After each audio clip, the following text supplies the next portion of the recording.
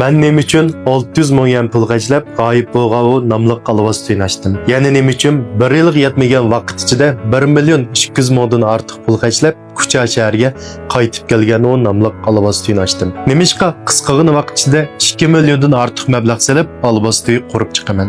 Bu sal qaramliqmi yoki ahmoqonlikmi? Balkim bunda desam nurg'unlaringlar ishonmasinglar mumkin. Lekin bu bir amaliyot. Qalvas to'yi o'ynashning har xil foydali roli bor.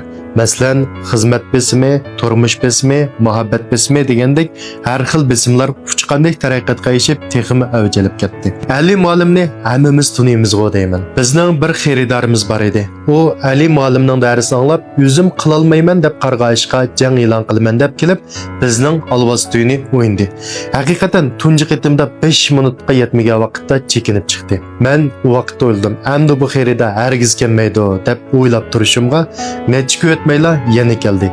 İkinci qitimda 30 minutda Ondan chekindi. 3-qitimda bo'lsa, o'yinni oxirgacha o'yindi. U vaqtda o'ldimda, endi bu qiz ikkinchi kelmaydi olvas to'yiga deb tursam, u 4-chi, 5-qitimda yana keldi. Men hayron bo'lib, bu xaridordan menga nima uchun rahmat aytganligini so'rag'animda, u qizchaq menga "Men burun nurg'un ishlarni o'zim qila olmayman" deb naytilib ishlandim. Men davomli qat'iy qurban ma'lumnaki darsini anglab, o'zim qila olmaydigan ishlarga jamiyat qilishga tirishib baqdim. Haqiqatan men qila oldim. O'zim qila olmagan ishga jang e'lon qilib baqay, o'zimni bir o'zgartay deb bizning alvas to'y kelgan. O'ylimga yerdan ko'ngildagi tugunning yechilib, yangicha bir hayot yo'li chiqqanligini hamda psixikasining intayin sog'lom, intayin normal holatga qaytganligini aytdi. Bu hargizmi bir hikoya emas.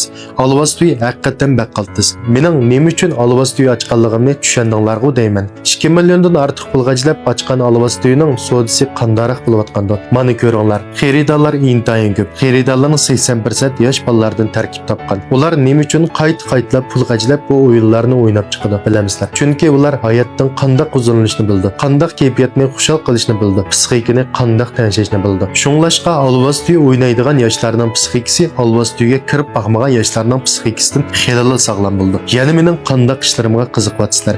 Bunda qolsa inkas rayonga, ya'ni Pinglinchiga qiziqqan ishlarini qoldirib qo'yinglar. Keyingi sonda men shu ishlar to'g'risida sizlar uchun ham bahirlayman.